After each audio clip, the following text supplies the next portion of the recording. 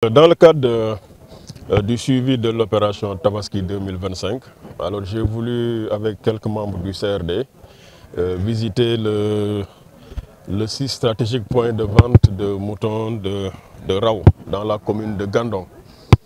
Alors, vous savez que ce point est tenu par nos parents et amis mauritaniens. Alors, j'avais accompagné M. le ministre de l'Élevage, le ministre en charge de l'élevage en Mauritanie, pour rencontrer son homologue mauritanien. Et à l'occasion de la séance de travail que nous avions tenue, il avait été demandé à ce que toutes les dispositions soient prises pour que nos parents mauritaniens soient bien accueillis au Sénégal en général. Alors j'étais venu voir comment ça se passait et j'ai pu me rendre compte que véritablement le marché est bien fourni. Alors plus de 20 000 moutons en provenance de la Mauritanie, rien que pour ce point de vente de Rao. Et du point de vue commodité également, tous les engagements pris ont été respectés par les services, et particulièrement la gendarmerie. Le représentant de la communauté mauritanienne vient de le rappeler. La présence de la gendarmerie est hautement appréciée. Et nous allons, en relation avec le commandant de la Légion de gendarmerie de Saint-Louis, véritablement maintenir le cap et faire en sorte qu'il n'y ait point de difficulté ni d'intervention de malfrats, d'agresseurs d'ici la fin de l'opération. Alors ça, nous nous y engageons et les dispositions seront prises pour que nos Mauritaniens continuent à se sentir en sécurité. Mais au-delà de l'aspect sécuritaire, véritablement, il y a également d'autres commodités, notamment l'approvisionnement en eau qui a été réalisé. Il y a également l'éclairage public. Il y a surtout voilà, la disponibilité du site en question. Et voilà le souhait que ce site-là puisse véritablement être alloué à la collectivité territoriale pour qu'on en fasse définitivement un foirail. Donc c'est une question que nous allons étudier et véritablement soumettre des propositions aux autorités compétentes. Et il y a également l'accompagnement en aliments de bétail. Alors là également, le point de vente a reçu son quota. Maintenant, pour tout le reste, véritablement, nous allons assurer un suivi à leur côté et aux côtés de la collectivité territoriale, à savoir la mairie de Gandon, qui a également pris de bonnes dispositions pour les accueillir dans d'excellentes conditions et les accompagner. Et je puis également affirmer que les dispositions prises pour ce point de vente de moutons de Rao sont les mêmes au niveau des autres points de vente de moutons de la région.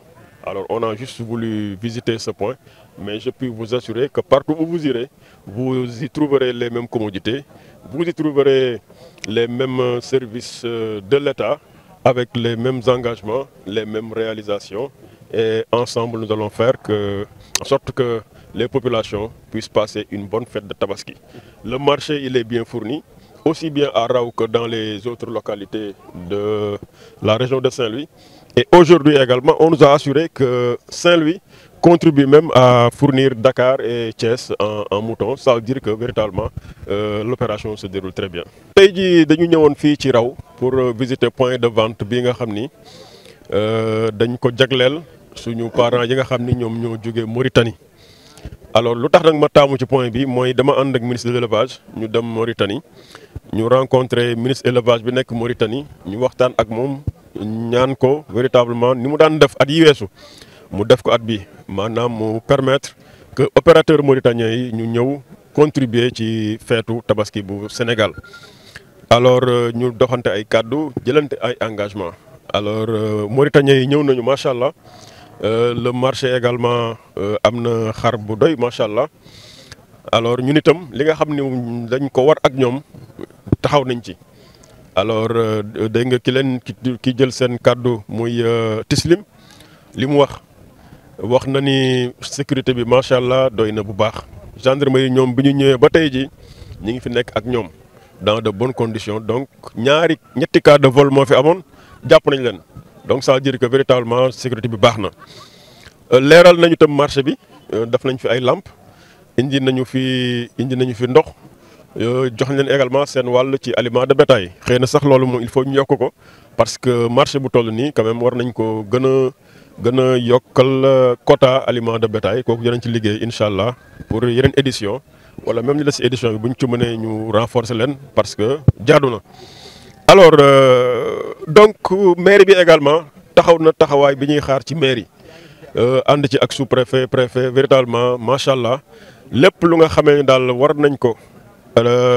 te président République sant ñu ko mu jaar ci premier ministre ci ministre de l'élevage intérieur ba ci ñun gis nañ ni service yi taxaw nañ ci mesures yi ñu jëloon ci CRD bi tam ñi ngi ci muy point de vente bi muy yeneen point de vente yi nga xam ni créé nañ ko ci région bi yëpp.